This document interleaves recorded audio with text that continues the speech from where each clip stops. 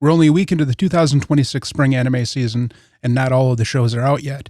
But I'm pretty convinced that I have found what will be the best show of the season.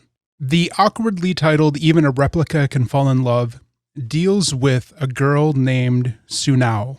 When she was younger, due to an event of mental anguish, generated a replica of herself that she names Now.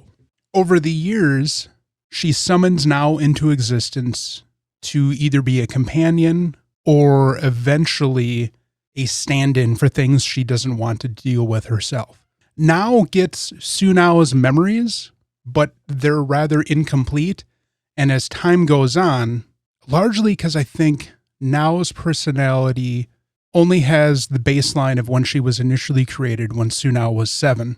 The two girls begin to diverge in their personalities and outlook on reality. Over time, by having this miraculous ability to create this replica of herself and then get rid of it whenever she desires, Sunao has fallen into kind of a cycle of despondency.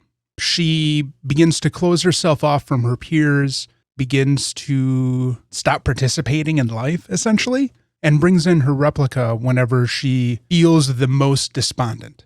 By using this tool to avoid things, it has only worsened her ability to be a functioning human being. At this point in the first episode, the replica is the one that seems to be more human compared to the human that summons and unsummons her at will. The catalyst of the story, honestly, at least from the onset, is Now the replica being summoned more to exist within high school, because let's face it, high school is terrible and nobody ever wants to participate in it, begins to develop a relationship with a classmate who the real person, Sunao, had never had any interaction with. So as we go along with the story, this is going to be more than likely a major point of conflict between the two characters.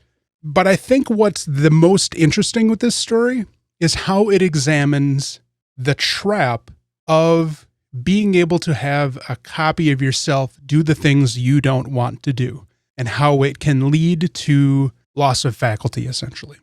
I'm very excited for how this story has positioned itself with the first episode, and how it focuses heavily on psychological and emotional consequences of a scenario like this. It doesn't feel like it's going to be tropey and going for the low-hanging fruit of a clone story. We'll see how it pans out, but I have high hopes for it. This may just be the most inventive story that we'll get this season. Time will tell. All right, check you guys next time.